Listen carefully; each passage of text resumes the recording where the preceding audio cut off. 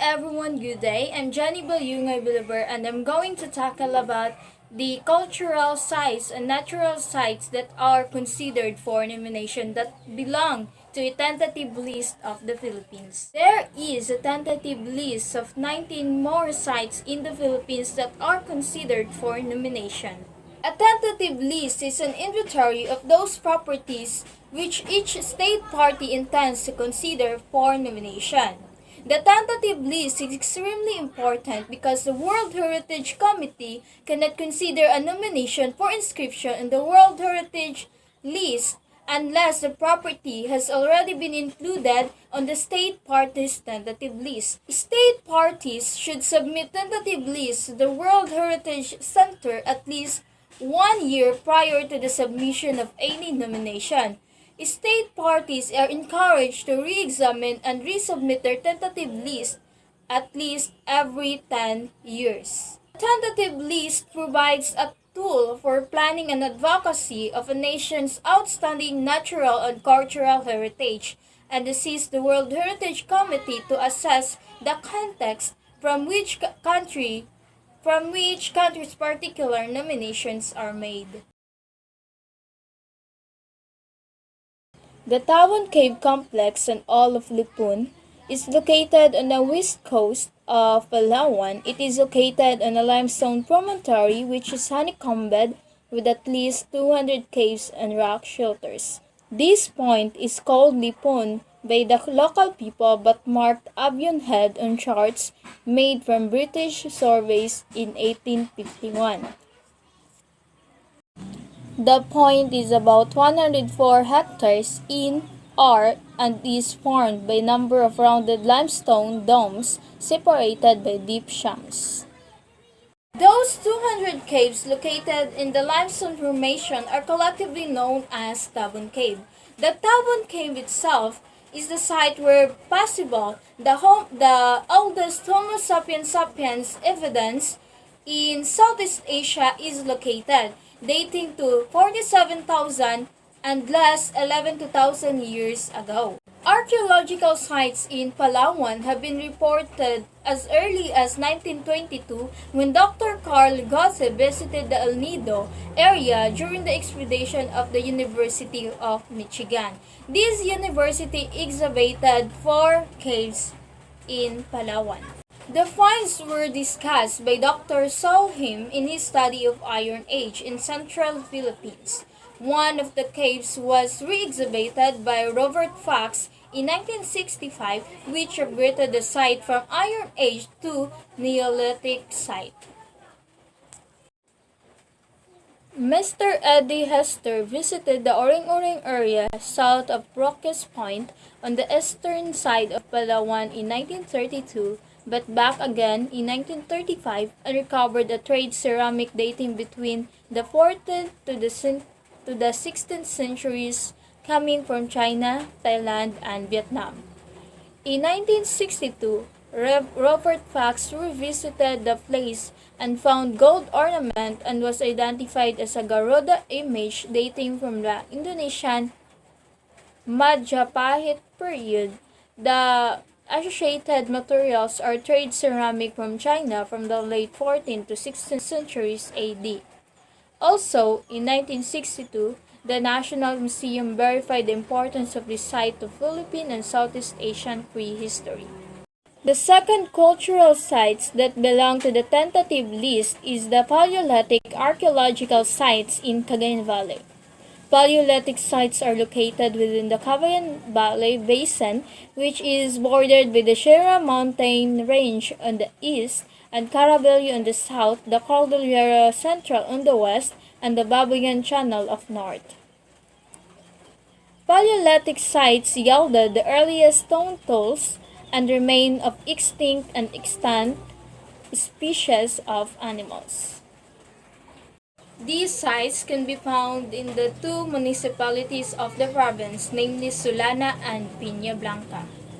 Archaeological excavations undertaken in Sulana and vicinities resulted in the discovery of more than 68 Paleolithic sites in the Awidon Mesa Formation. These sites yielded stone tools and fossils of extinct animals that include stegodons, elephants, rhinoceros, and large tortoise. On the eastern flank and the valley in the municipality of Piña Blanca, archaeological exploration, specifically in the Callao Limestone Formation, revealed the presence of 93 archaeological sites that yielded stone tools of Paleolithic industry and bones and shells of animals still living in the vicinities. Of these sites, 78 caves and of these sites, 78 are caves and rock shelters. Those materials recovered in the sites indicates that people were hunters and gatherers who exploited forests and environments. Cagayan is considered as one of the richest archaeological sites in the Philippines. Cagayan Museum have yielded archaeological findings including artifacts dating back to the Neolithic Age, Paleolithic Age, a time when man started to produce his own food through domestication of planted animals, Iron Age, which covers the transition of 2000 BC to 1000 AD. Kabayan Mummy Burial Caves. The municipality of Kabayan is recognized as a center of Ibaloi culture. The Ibaloi, the dominant ethno-linguistic group of Kabayan, have a long traditional practice of mummifying their dead. More than 200 man-made burial caves have been identified, and 50 of which contain preserved human mummies. Kabayan is one of the municipality of Benguet province in the Cordillera mountain ranges of northern Luzon. Kabayan mummy is known for being the power mummies of the Philippines or the Ibaloi mummies. They were made from as early as 2000 BC until the 16th century when Spain colonized the Philippines. Today, they remain in the caves, in the natural cave and the museum in Kabayan. They are known for their long process of mummification. Individuals in the higher societal group used to be mummified through a long ritual process over a long period of time. The process of mummification using salt and herbs and set under fire may take up to years. When the body is finally rid of body fluids, the mummy is placed inside the pine wood coffin and laid to the rest in the man-made cave. During the Spanish period, Christianity spread and took foothold in the mountain of Benguet, and the practice of mummification and cave burial was abandoned. The remaining mummies are placed in the wooden coffins and placed in the natural caves. Strategically, in the 200 caves found in the Kabayan, there are 15 natural caves that preserve human mummies. Kabayan Mummy Burial Caves are officially proclaimed as the Philippine National Cultural Treasures pursuant to Presidential Decree number 374, which has also encouraged to preserve, protect, and maintain the Kabayan mummies for the future generation as a manifestation of the skills and ingenuity associated with religious beliefs of the Ibaloi culture and tradition. Sites have been declared as one of the endangered sites by UNESCO World Heritage. Spanish conservators engage efforts on conservation of mummies. Butuan archaeological sites. The major finds in various areas is the appearance of the remains of large open water going boats, the balangay of historical records. The boats range in age from the 10th to the 13th century AD, the UNESCO World Heritage Center. The other significant sites yielded multiple interred wooden coffin burials. The third significant features of the stratified sites are the tremendous amount of trade high-fired ceramic coming from China, Cambodia, Thailand, and other Southeast Asian countries. In 1975, as a result of the construction of an extensive network of large drainage channel or esteros to relieve Butuan City from destructive annual floods, significant amount of archaeological artifacts were discovered that dated back to the age of contact with the great tradition of Asia. Significant features in the sites is the balangay. The boats range in age from 10th to the 13th century AD. The other significant features is the wooden coffin burials, containing secondary burials that features modified skulls that are frontally flattened, ascribed to the 14th to 15th century AD. Next is the third significant features of the stratified sites are the tremendous amount of trade high-fired ceramic coming from China, Cambodia, and Thailand, and other Southeast Asian countries were also recovered, as well as the distinctive stamp of pottery from Thailand and Persian glassware. Data demonstrate that Butuan was a thriving international trading port 1,000 years ago. Notable discoveries found in this area. These are golden tools for gold processing of ornaments, processing of gold items, were discovered in this area, leading to the conclusion that an extensive gold ornaments industry was located in this area way back 1,000 years ago. Entire village site has been found to contain evidences of specialization in the purification of gold and manufacture of gold ornaments during at least to the Ming Dynasty. The oldest Chinese ceramic ware was found in Butuan, and it was dated back to the 5th Dynasty.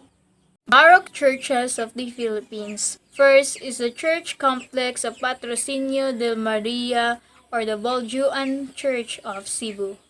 The Nuestra Señora del Patrocinio de Maria Parish Church, commonly known as Boljuan Church, is a Roman Catholic church dedicated to Our Lady of Patrocinio in the municipality of Boljuan, Cebu, Philippines, under the Roman Catholic Archdiocese of Cebu.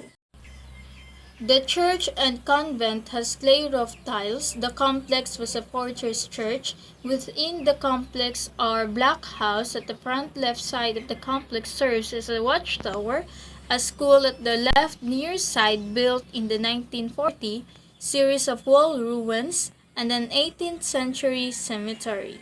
In 1999, the Buljuan Church was declared a National Historical Landmark of the Philippines. The following year, the Philippine National Museum declared it as a National Cultural Treasure. The church walls are made of coral stone. A pipe organ was installed in the 19th century at the choir loft. In 2015, the Philippine government intends to consider another set of landmarks to become the UNESCO World Heritage Site. There are currently 19 sites submitted in the tentative list and possible nominees. One of these is the extension of the set of 5 sites or the 5 churches to be added to the Baroque churches of the Philippines. And one of the churches is the Nuestra Señora del Patrocinio de Maria Parish Church of Boljon, Cebu. The church was declared a National Historical Landmark by the National Historical Institute, and it was listed as a National Cultural Treasure by the National Museum of the Philippines in 2001. The Boljon Church was first built by an Augustinian friars in 1783. The church is a part of a complex and was a fortress church with a block house at the front serving as a watchtower. The complex also includes a series of wall ruins and a 200-year-old cemetery and a school built in 1940s. The church is a fortress church built with the coral stones and located in the hill near the sea. It is originally serves as a watchtower for Moro raids, and the church is known for the original terracotta roof tiles and its distinct folk arch of Filipino style, seen predominantly on its choir screen and pulpit. The Church of La Immaculada Concepcion or the Goyan Church of Samar.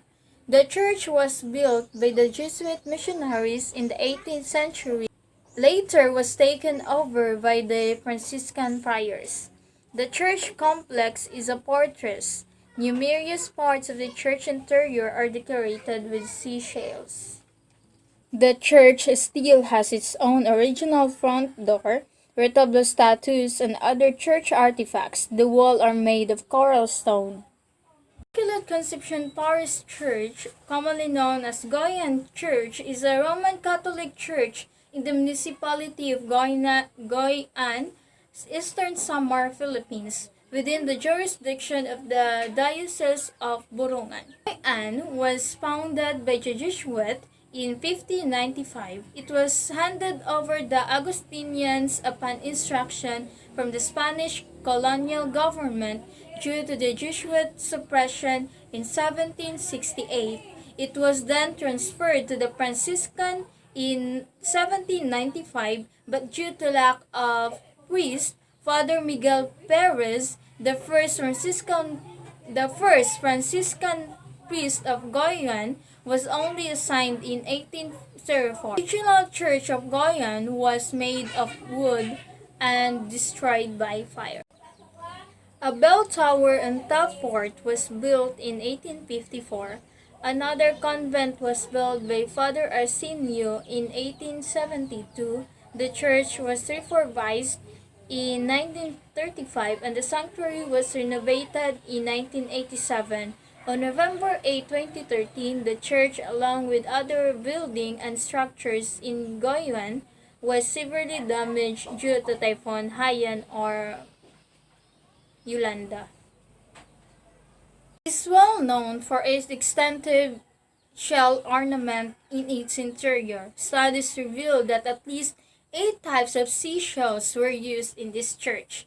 Before its extraction, it still has 2 elaborately carved doors out of the 3 original doors. The main door in the entrance has a carving of the 12 apostles, and the side door has a carved of angels. Former First Lady Imelda Marcos wanted to purchase the door by 1 million pesos using government fund by her husband Ferdinand Marcos. The church complex of San Pedro Apostol or the Lubok Church in Bohol. The church was erected by the Jesuit missionaries in the 18th century, then taken over by the Augustinian Recollects.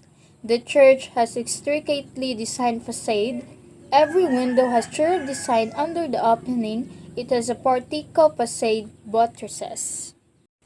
The interior has 18th to 19th centuries retablos, a 19th century pipe organ. 19th century, the roof of the church is made of clay roof tiles. The walls are made of coral stone. The Church of San Pedro in Lubuk, Bohol is the second oldest church in Bohol. It was originally built in 1602 but soon reduced to ashes. In 1638, a stronger one was built. Located near the river, it has survived over the floods. Inside the church, you can admire some remarkable nave painting on the ceiling. Fire destroyed the original wooden church in 1638. It was later reconstructed by the Jesuit priest Jose Sanchez. A larger church was built in 1670 on the site of the present-day convent. The present coral stone church was finished in 1734. After the Jesuits were expelled from the country in May 1768, the Augustinian Recollects assumed the administration of the parish and the church in November. The San Pedro Parish Church, also known as the Lubuk Church, was declared in 1998 as a National Historical Landmark by the National Historical Institute, now the Historical Commission of the Philippines. It was also listed in the National Cultural Treasure by the National Museum of the Philippines. Church complex was a candidate for UNESCO World Heritage Sites of the Philippines under 2 distinct categories. First is the Jesuit Churches of the Philippines is also nominated as the Baroque Church of the Philippines. It was severely damaged when a 7.2 magnitude earthquake struck Bohol and other parts of central Visayas on October 15, 2013, and due to its total destruction, it was removed from the nominated sites of the Philippines. The church complex of San Isidro Labrador or Lassie Church of Siquijor. The church complex was built by the Augustinian Recollects in the later half of the 19th century. The church has two pulpits, the original retablos, and wood floors with herringbone pattern. The walls are reinforced with lag posts which are embedded in the wall. The facade is veneered with coral stone, while the rest is made of steel. The pediments of the church are made of wood panels. Lassie Church is a Roman Catholic church in the municipality of Lassie, Siquijor, Philippines. Within the jurisdiction of the Diocese of Dumaguete, it was an independent parish in 1857 under the advocacy of San Isidro Labrador. Also known for the huge convent, was declared the National Cultural Treasure by the National Museum of the Philippines. It is also nominated for the UNESCO World Heritage Tentative List in 2006 under the collective group of Baroque churches of the Philippines. The present stone church was built in 1884 by Filipino artisans, followed by the bell tower in the following year. The construction of the convent was made with coral stones and hardwood. Commenced in 1887 and completed in 1891. Both the church and the convent were done under the direction of Recollect priest Father Terebio Sanchez. It is built of sea stone and wood, belongs to the new classical style. It has two pulpits and has retained its original retablo and the wood flooring. Next is the Church of San Matthias or the Tomaini Church of Isabela. The church walls are made entirely of brick. The facade is a magnificent display of the used ornamented brick laid out in characteristic design. The interior of the church is similar to the facade, is veneered with ornamented bricks. The upper half of the interim wall is laid with ornament designed brick blocks. The San Matthias Parish Church, commonly known as Tumaini Church, is a Roman Catholic church in the municipality of Tumaini, Isabela, Philippines, within the jurisdiction of the Roman Catholic Diocese of Iligan. It became the separate parish independently from Cabagan under the advocacy of Saint Matthias in 1751. The church is known for its brick Baroque style architecture and was declared the National Cultural Treasure of the Philippines. The National Historical Commission of the Philippines declared Taumini Church as a National Historical Landmark on February 24, 1989. It is also being considered for addition in the UNESCO World Heritage Sites of the Philippines under the Baroque Church of the Philippines. The first church made of nipa and other light materials was built by the Dominican priest Francisco Nunez in 1707 and dedicated to Saint Matthias. The church was damaged during the Second World War II, and a faithful reconstruction program with undamaged parts of the church during our building retained. Tomini is an ultra Baroque church known for its extensive use of red bricks on its exterior and interior ornamentation. Bricks was used due to the lack of good quality stones in the area. Attached to the church is the facade, is a unique cylindrical belfry built in 1805, and it was the only known Spanish colonial era cylindrical tower in the country. Petroglyphs and petrographs of the Philippines. These petroglyphs are of animate figures interpreted juveniles of infant in a rock shelters. The shelter is located southeast of the city of Manila. It consists of 127 human and animal figures engraved on the rock wall, probably carved during the late Neolithic or before 2000 BC. They are the oldest known work of art in the Philippines. The Anono petroglyphs are petroglyphs carved into a rock wall in Angono, Rizal, Philippines. They are the oldest known work art in the Philippines. This inscription clearly shows that stylized human figures, frogs, lizards, along with other designs that may have depicted other interesting figures, but erosion may cause it to become indistinguishable. The engravings are mostly symbolic representation and are associated with healing and sympathetic magic. This site is sacred for indigenous Tagalog folk religion and is believed to be the home of Idos. The petroglyphs and petrographs are authentic, the sites being systematically exhibited, documented, and studied by the National Museum of the Philippines, by the multidisciplinary team of archaeologists, anthropologists, geologists, botanists, and zoologists. All have been officially declared as a national cultural treasure in accordance to the Presidential Decrees 374 and have been recorded among Rock Art Register. Next is the Neolithic Shell Maiden sites in Lalu and Gataran Municipality, located along the bank of the Cagayan River in the municipalities of Lalo and Gataran. The shell maiden are made up mostly of one type of freshwater clams, Batisa childrene. The biggest deposit of shells are found in Magapit and Bangag in Lalo. Associated with the shell maidens are polished stone tools, shirt flakes, bones and teeth, and red-sleeved earthenware with incised and impressed designs. The shell maidens are in varying size and extent and made up mostly of one type of freshwater clams. The biggest deposit of shells are found in Magapit and Bangag in Lalo, and the thickest is more than 6 feet. In some areas, burial grounds are found associated with earthenware in varying forms and designs.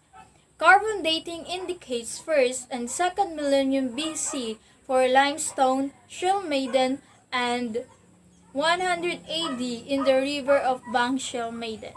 The Neolithic period is known for the period when man first started to use domesticated plant and animals and make pottery due to its archaeological impact on the food resources and human activities in the ancient period of the Cagayan Valley. It is currently under the consideration of the UNESCO World Heritage Site. Mount Malindang Range was proclaimed as National Park Watershed Reserve on June 19, 1971 by Republic Act 6266. Next is the Natural Sites Tentative List. Batanes Protected Landscape and Seascapes, 1993. It is one of the last remaining areas in the Philippines having unique natural psychographic features resulting from its position when strong winds and fast currents have each out its distinct morphography. It is an important flyaway for many migratory bird species, and the deeper portions of the marine environments, the few remaining sites where pink and red corals are found. Batanes Protected Landscape and Seascape. It is the northernmost province of the country and also the smallest both in the population and land area. Its capital is Basco and located in the island of Batan. The entire province is listed in the UNESCO World Heritage or UNESCO Tentative List for inscription in the World Heritage List. The government has finalizing the site's inscription. establishing museums and conservation programs since 2001. The government aims to push for the site inclusion between 2018 and 2019. It is one of the last remaining areas in the Philippines having unique natural physiographic features. And the deeper portions of the marine environment are the few remaining sites where pink and red corals are found. The site is the only area in the Philippines where traditional architecture is of stone in response to the wind and monsoon stresses. Chocolate Hills Natural Monument. It has been declared the country's third natural geological monument on June 18, 1988 in recognition of its scientific value and geomorphic uniqueness. Similar to the formation found in Java, the conical and almost symmetrical and same-sized hills known as the Chocolate Hills are more aesthetically extensive. The hills are located throughout the town of Carmen, Batuan, and Sagbayan and consist of about 1,776 mounds of the same general shape. The hills are spread over an area of 50 square kilometers or more and vary in size from 30 meters and 120 meters in height. The hill look chocolate only during dry seasons when the grass withers and turns into brown and look like giant chocolate kisses. The only other known hills of similar configuration is that found in island of Java, Indonesia. However, the hills found in Java are more irregular in shape and sizes, although these were in generic conical forms. The 10th tentative list is the Mount Malindang Range Natural Park. Mount Malindang is the mountain range rising from 600 meters to 2,404 meters above the mean sea level. The range covers 56,262 hectares, of which about 33,000 hectares is still covered with forest vegetation, while more than 20,000 hectares is cultivated and inhabited by forest occupants, mostly members of Savanin tribe. It is inhabited by diverse species of fauna including the rare ones such as the Philippine eagles, tarsier, and flying lemur. The forest vegetation is composed of highly diverse species of and plant dominated by diprotodonts. The forest vegetation is composed of highly diverse species of plant dominated by diprotodonts. More than 20 hectares is surrounded by high rock walls, zender cones, dome volcanic flags, amphitheater structures, extensive distribution of volcanic rocks, carbonized wood found in pisoclastic deposits, and two sulfuric. Its highest peak is at 2,402 meters above sea levels. Mount Malindang is a complex volcano located in the province of Misamis Occidental in the southern island of Mindanao, Philippines. It is the highest point in the province. The least studied mountain range was formed through several volcanic activities, some of which could be historical evident with the presence of two calderas surrounded by high rock walls, zender cones, dome volcano flags, two sulphurous hot springs, and a crater lake named Lake Duminagat. It covers 53,262 hectares, but the remaining forest cover is about 33,000 hectares. The remaining portion of more than 20,000 hectares are already opened and occupied by about 4,000 families who are mostly indigenous people. Malindang has no known historical eruption and it's classified inactive volcano of the Philippine Institute of Volcanology and Seismology. The 11th in the list is the Mount Pulag Natural Park.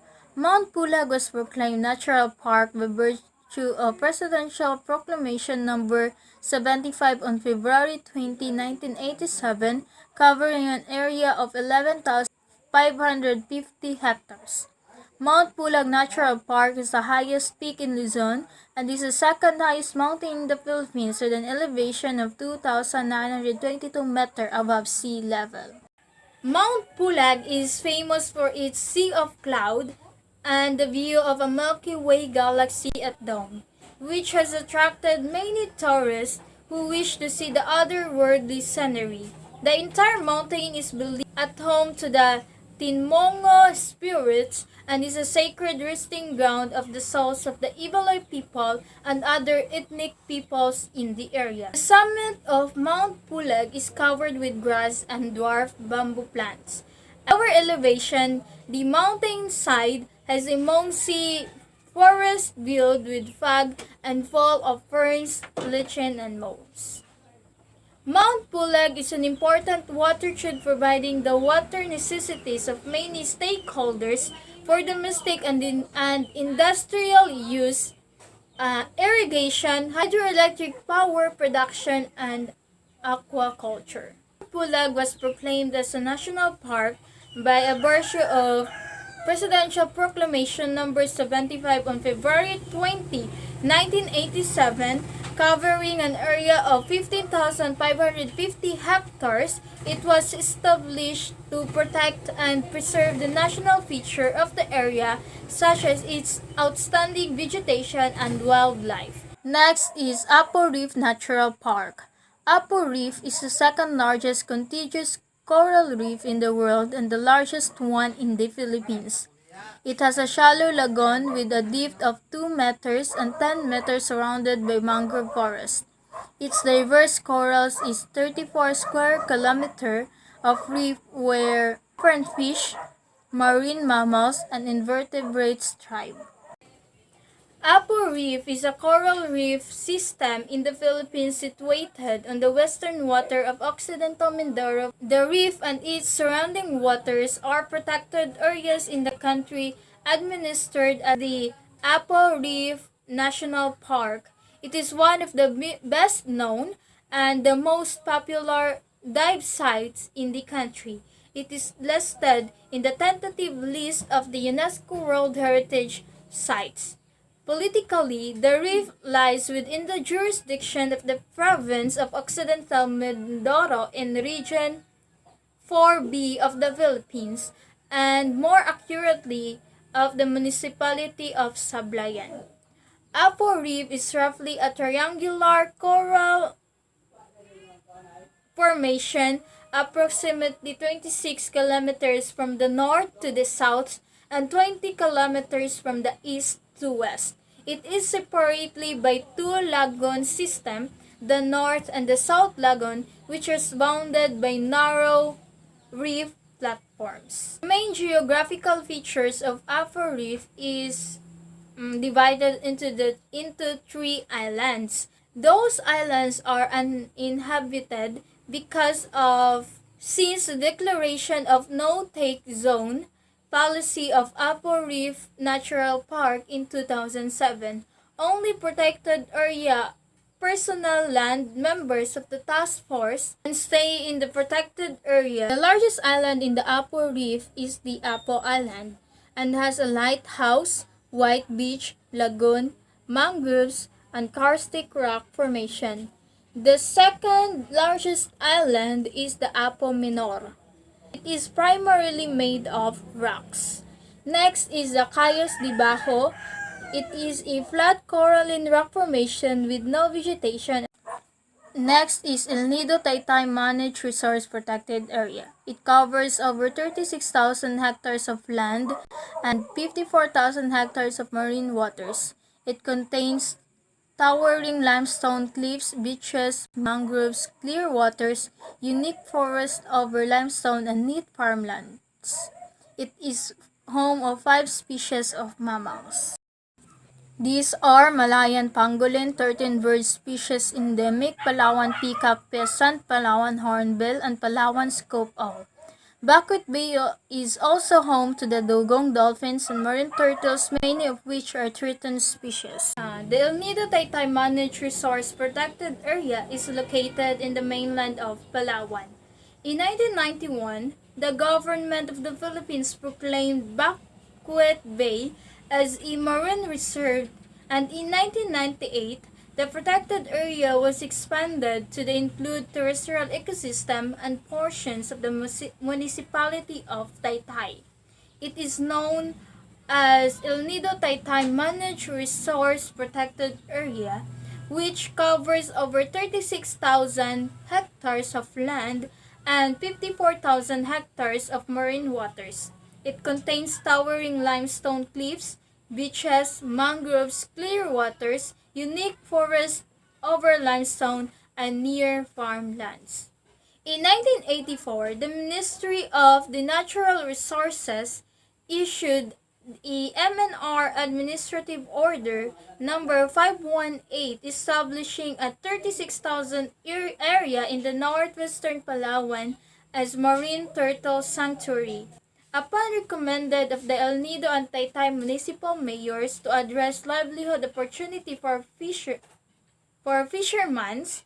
in 1996, El Nido Taytay Resource Protected Area was elected as one of the 8 protected areas within the Philippines to be included in the National Integrated Protected Area Program or NEPAP. The overall objectives of the program is to help protect, conserve, and manage natural habitat and biodiversity. Next is the Coron Island Natural Biotic Area. Coron Island has a rugged topography, generally mountainous, and its terrain marked by steep rock and ravines. Out of the total area, approximately 18% is occupied by the Tagwanwa as residential and agricultural lands. Large area is composed of karst formation. There are vertical limestone cliffs that reach up to 600 meters above sea level and 8 brackish lakes and 3 smaller ones that have underground connections. Coron Island is the third largest island in the northern Palawan. The island has a rugged topography, generally mountainous. Almost 70% of the area are made of and 25% is rolling hills and 5% is relatively flat. Out of the total area, approximately 18% is occupied by the Tagbanwa as residential and agricultural land, as rock formation almost dominate the entire area. Large area is composed of karst formation. Coron Island comprises 2 barangays. These are the Bunongdaan and the Kabugao. All of them belong to the indigenous cultural communities. There are 373 households with a population of 2,028 individuals of Tagbanwa in the island. The primary users of the resources of the islands are the residents of these 2 settlements. Consequently, on June 5, 1998, Coron Island was recognized as the ancestral domain of the Tagbanwa people. The claim, which includes the Tagbanwa ancestral fishing grounds, covered 22,428 hectares, operated via framework management plan prepared by aforementioned IPs. The island, including its surrounding island, was declared a national reserve by virtue of Proclamation number 219 on July 2, 1967.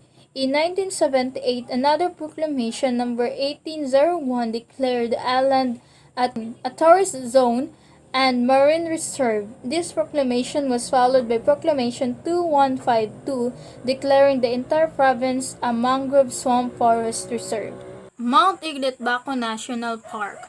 Mount Iglit-Baco National Park is the habitat of the endemic tamarau. The park has been declared as an Asian heritage site. Other forms of wildlife can also be found in the park, established as game refuge and bird sanctuary. It is also a home of Philippine deer, wild pig, and Mindoro rat, as well as a number of bird species which are endemic to the islands such as Mindoro imperial penguins, Mindoro scops owl, black cockle, scarlet coral, flower peaker, and heart penguin. Mount Iglit Baco National Park.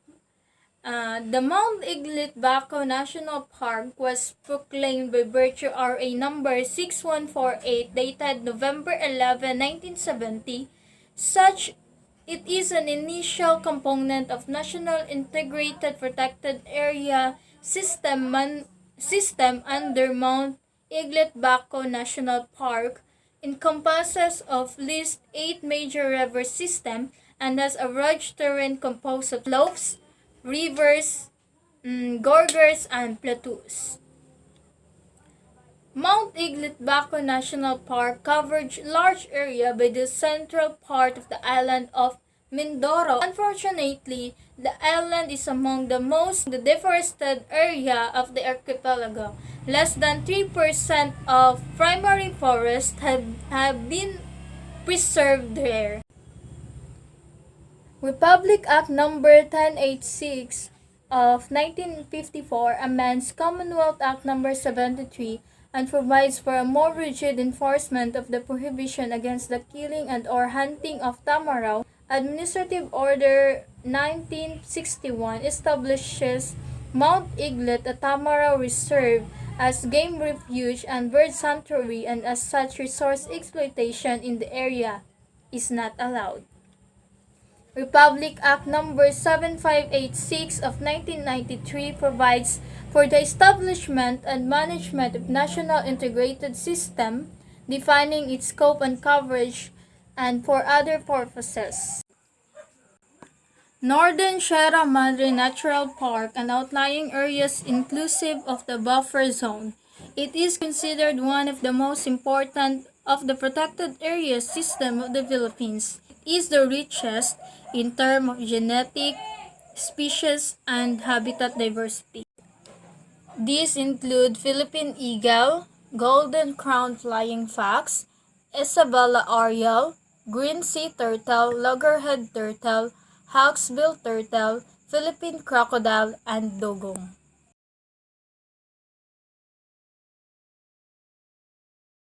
The Northern Sierra Madre National Park is the largest protected area in the Philippines, covering the northern range of the Sierra Madre Mountains of eastern Luzon. The park is located in the eastern part of the province of Isabela and containing a total of 359,486 hectares. It was first declared a wilderness reserve encompassing area within 45 kilometers radius of Palanan Point known as Palanan Wilderness Area. On March 1997, the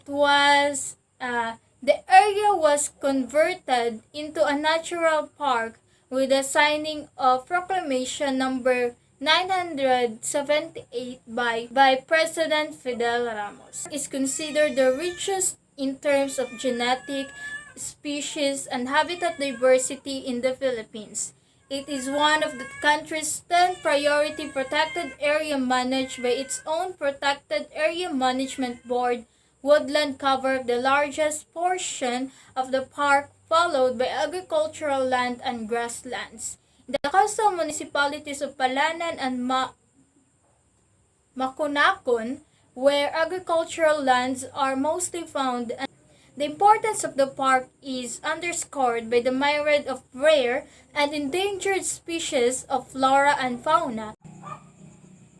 Mount Matalingahan Protected Landscape, a protected area by virtue of Presidential Proclamation 1815 signed on June 23, 2009. It covers a total area of 120,457 hectares. The peak of Mount Mantalingahan, towering at 2,085 meters above sea level, the highest peak in the province and considered sacred by the indigenous Palawan people. Mount Matangalahan is the highest point in the province of Palawan, Philippines. located in the southern part of Palawan, continuing to the discoveries of a new species of plants and animals from the mountain highlights its tremendous ecological value and the importance of maintaining such protective zones in the face of constant logging and mining pressure. In May 2018, the UNESCO forming began the process which would possibly declare the landscape a World Heritage Site by 2020. Is the ancestral home of more than 12,000 indigenous Palawan people. The livelihood of indigenous people residing in Mount Matilangahan protected landscape is directly linked with the ecological health of the landscape. The conservation of ecological resources such as medicinal plants or resin allows for the continuation of specific cultural species. Mayun Volcano Natural Park, towering at a height of 2,462 meters above sea level, it is known for its perfectly conical shape. The most active volcano in the Philippines and one of the most active in the world. Volcano Natural Park is known for its perfectly conical shape, whose natural beauty has inspired a number of legend and art. The most active volcano in the Philippines and one of the most active in the world, having erupted over 51 times for the past 4 centuries. The most destructive of which is in 1814 when 5 towns in its periphery were destroyed. Nevertheless, it has developed a culture of resiliency among the inhabitants of its vicinity, who always rebuilt their town and cultivated their field after each destructive eruption. As Mayun Volcano Natural Park, the area covered by Mayun Volcano is protected by virtue of Presidential Proclamation Number 413 signed into law on June 2000. The park is home to 156 floral species belonging to 36 families and 83 species of trees. The Mayun Volcano Natural Park covers the total area of 5,575 hectares, straddling the 6 towns and 3 cities within the province of Albay. Further regulated by Republic Act Number 7586 that declares the Mayun Volcano Natural Park as part of the National Integrated Protected Areas System. By virtue of such legislator, identified threats to the protected core area and buffer zones such as urbanization, habitat loss, invasive species, pollution, eruption, occasional forest fire, and unsustainable harvesting of species and forest area management have been addressed and controlled. The protected area was first declared as Mayun Volcano Natural Park with an initial area of 5,458 hectares on July 20, 1938 by Proclamation Number 292 during the Commonwealth Presidency of Manuel L. Quezon. In 1992, the Republic Act Number 7586 or the National Integrated Protected Areas System Act was established to create, designated, classified, and administered by the Department of Environment and Natural Resources all the protected areas of the country for the present and future generation of the Filipino people. Turtle Island Wildlife Sanctuary. Turtle Islands is part of the Sulu Archipelago, which is composed of approximately 400 islands of varying shapes and sizes. It has a total aggregate area of 241,495.92 hectares, of which 298 hectares corresponds to the land portion of the sanctuary. Thank you. Turtle Island, officially the municipality of Turtle Islands, is the 5th-class municipality in the province of Tawi-Tawi. According to 2015 census, it has a population of 4,727 people. Turtle Island is part of Hulu of Sulu Archipelago, which is composed of approximately 400 islands of varying shapes and sizes.